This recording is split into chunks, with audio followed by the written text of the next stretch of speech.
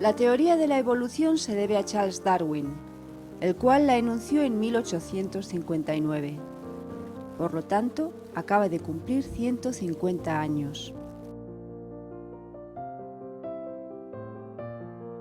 A pesar de su enorme trascendencia, esta teoría se basa en unos pocos hechos, fácilmente observables y sencillos de comprender.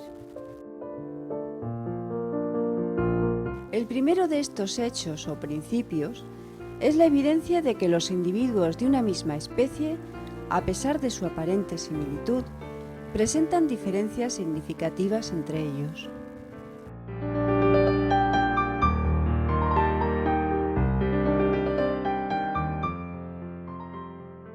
Este hecho fundamental resulta muy fácil de comprobar en los seres humanos, los cuales somos muy distintos unos de otros en nuestro aspecto, en nuestro comportamiento o en nuestras características fisiológicas.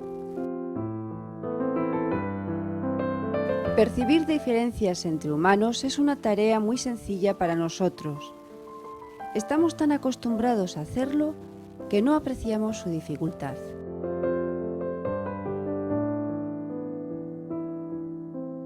También nos resulta fácil observar las diferencias individuales en algunos animales domésticos, diferencias de color, de tamaño. ¿En qué se diferencian entre sí los individuos de una misma especie? Las variaciones individuales pueden ser de tres tipos: morfológicas o de aspecto, fisiológicas o de funcionamiento del organismo, y etológicas o de comportamiento.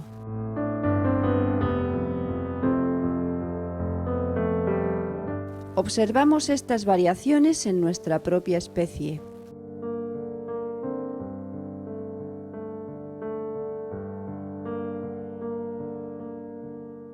Las características morfológicas, especialmente las referidas al rostro, son las características humanas que nos resultan más fáciles de diferenciar. Por ejemplo, el color de los ojos. O la forma del pelo en la frente. El pico de viuda es una curiosa característica morfológica cuyo origen genético ha sido bien estudiado.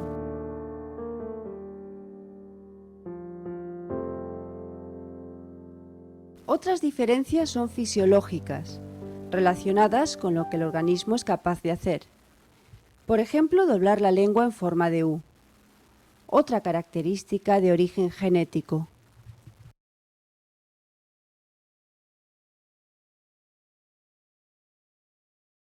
Observar las características fisiológicas de un organismo con frecuencia requiere el uso de instrumentos. Si analizamos con un pulsómetro la respuesta del corazón a las emociones y esfuerzos de una excursión de campo, los resultados nos muestran cómo las respuestas fisiológicas ante el esfuerzo y el estrés han sido distintas en cada una de las participantes.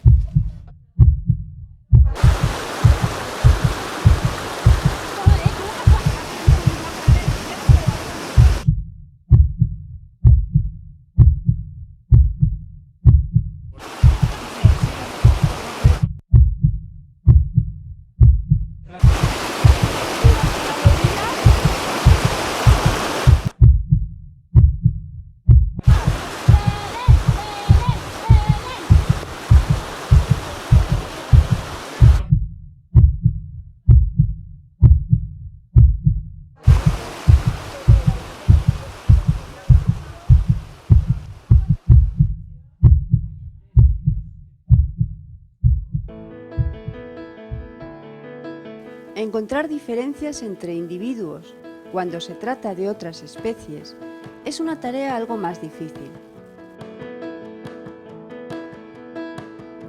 At midnight, I open up my door and I say, hey, why don't you just go and see what happens then?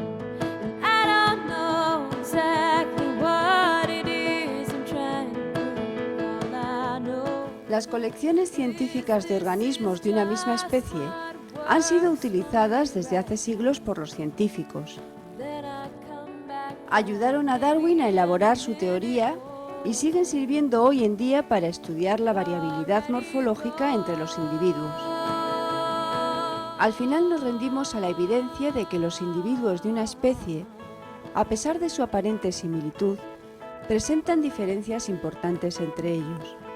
Y como muchas de esas diferencias son genéticas, los hijos las heredarán de sus progenitores. Que los individuos de una especie son diferentes entre sí es el primer principio para comprender la teoría de la evolución. ¿Qué más necesitamos saber?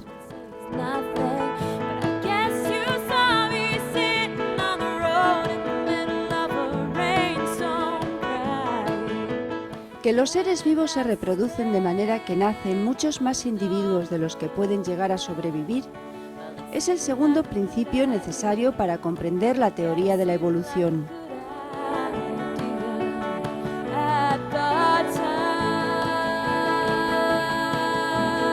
El crecimiento natural de una población se denomina crecimiento exponencial y es difícil de entender de forma intuitiva.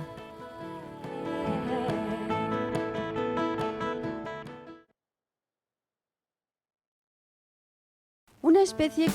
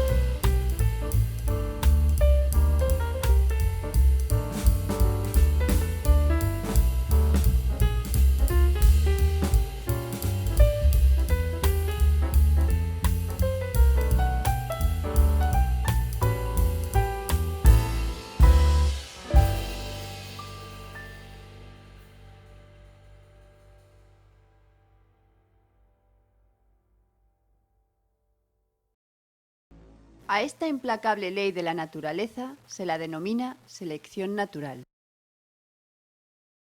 Si solamente sobrevivirán aquellos individuos que tengan las características más adecuadas para las condiciones del medio, solamente ellos llegarán a la edad reproductora y conseguirán transmitir sus características a sus descendientes. El mecanismo es tan sencillo que se puede simular con un pequeño juego en el cuaderno de trabajo. Suponemos que los gusanos de diferentes colores tienen diferente riesgo de ser cazados según su color. El riesgo mayor se lo asignamos a los verdes y amarillos, y a los rojos les asignamos menor riesgo. De esta forma, en cada nueva generación se irán acentuando los caracteres más ventajosos. El resultado es obligado. En unas cuantas generaciones, la gran mayoría de los individuos presentarán esas características que resultaron ser las más adecuadas para sobrevivir, y la especie habrá evolucionado hacia una nueva forma o variedad. Al final, casi todos los gusanos son de color rojo. Una población de gusanos de diferentes colores sometida a la selección natural va cambiando su color hacia las características más adecuadas para cada medio. Un experimento semejante se puede simular en un ordenador. Con el ratón simulamos ser un pájaro que se come a las mariposas. Cada mariposa depredada es sustituida por otra de color parecido al de las supervivientes.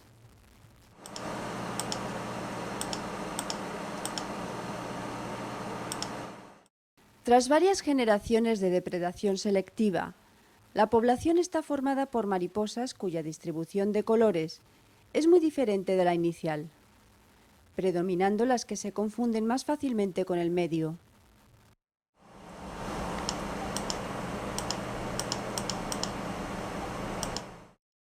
Si cambiamos el medio en el que viven las mariposas, el resultado es el mismo. Siempre acaban predominando las de colores que se camuflan mejor.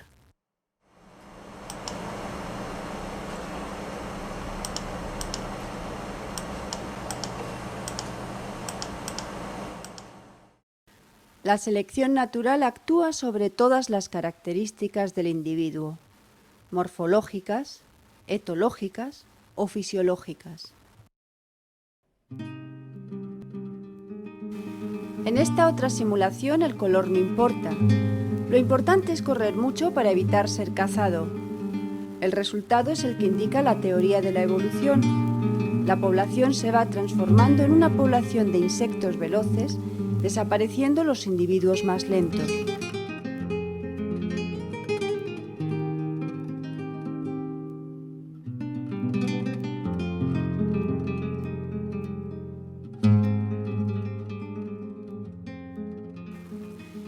En el mundo real el principio es el mismo. La selección natural elige a algunos y elimina a los demás. A veces elige a los más rápidos, otras a los que tienen determinados colores, otras a los más prudentes o a los más osados. Solo estos supervivientes serán los que transmitan sus características a su descendencia. El resto, no. Los descendientes heredarán las características más adecuadas para el medio en que les ha tocado vivir.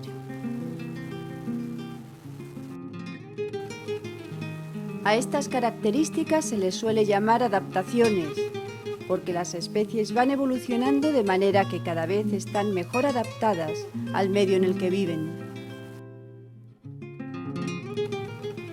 Pero adaptación es un término engañoso.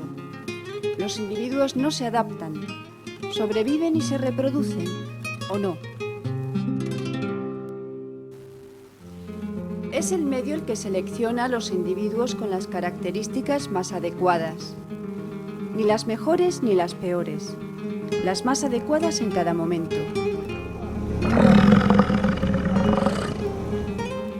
La evolución es una carrera.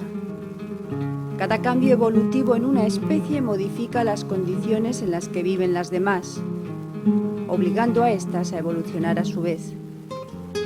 Y así la rueda continúa girando generación tras generación.